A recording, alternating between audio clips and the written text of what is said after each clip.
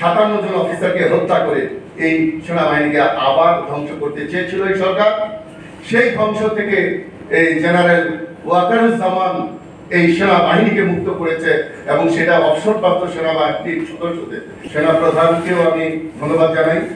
আমরা তো অনেক সময় দেখেছি সেনা বাহিনীকে অন্যায়ের পক্ষ নিতে, মানুষের পক্ষ নিতে তো কম দেখেছি। এই সময়ে যে মানুষের পক্ষে, দেশের পক্ষে, রাষ্ট্রের পক্ষে, জনগণের পক্ষে আসছে, এজন্য আজীবনই প্রশংসিত হওয়া উচিত। আপনারা কি মনে করেন না যে সেনাবাহিনীর যারা আছে তাদেরও একটা হার্ট আছে, আত্মা আছে, তারাও কষ্ট পায়? দেখেন নাই কিভাবে ইউনিফর্ম পরে কত কিছু চুরমার করেছে, মনে হয় কত জেদ তাদের, আবার জনগণের সাথে বুক মিলাইছে, হাত মিলাইছে। তাহলে এই সেনাবাহিনীর জন্ম হয়েছে এই দেশের জন্মের সাথে, বাংলাদেশের জন্মের পাশাপাশি যমজ ভাই। দেশ আর সেনাবাহিনীর দুটি যমজ ভাই, অবিচ্ছেদ্য।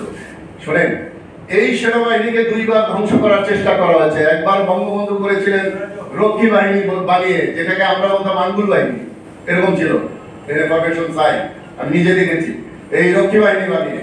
আর এইবার এই 9 সাল থেকে এই পর্যন্ত শুধু আমাদেরকে পঙ্গু পঙ্গু পঙ্গু করে কিছু জেনারেল দিকে দুর্নীতিবাদ বানিয়ে 57 জন অফিসারকে হত্যা করে এই সেনাবাহিনীকে আবার ধ্বংস করতে চেয়েছিল এই সরকার।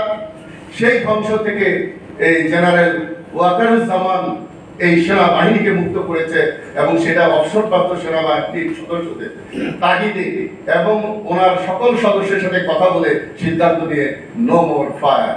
উনি আমাদের এই আন্দোলন শুরু হয়েছিল রাজাকার শব্দ দিয়ে, আর আন্দোলন শেষ হয়েছে ওয়াকারের সেই সব লাইন দিয়ে যে আর্মি আর গুলি করবে না।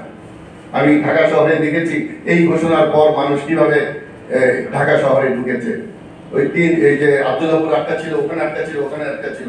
যখন জনগণ শুনেছে যে আমাদের বুকে আর গুলি করবে না, আমি আরেকটা জিনিস চাই, সেনাবাহিনীর হাতে লাঠি থাকা উচিত না। আমরা সেনাবাহিনীর হাতে শুধু অস্ত্র থাকবে, ফাঁকা আওয়াজ করবে।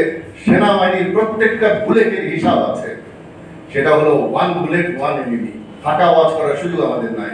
আপনারা হয়তো জানেন না, বাংলাদেশে যত অস্ত্র আছে, যত গোলাবারুদ আছে, ইভেন থানায়, সেটা আর্মির তদন্তে কিন্তু চেক করতে হয়।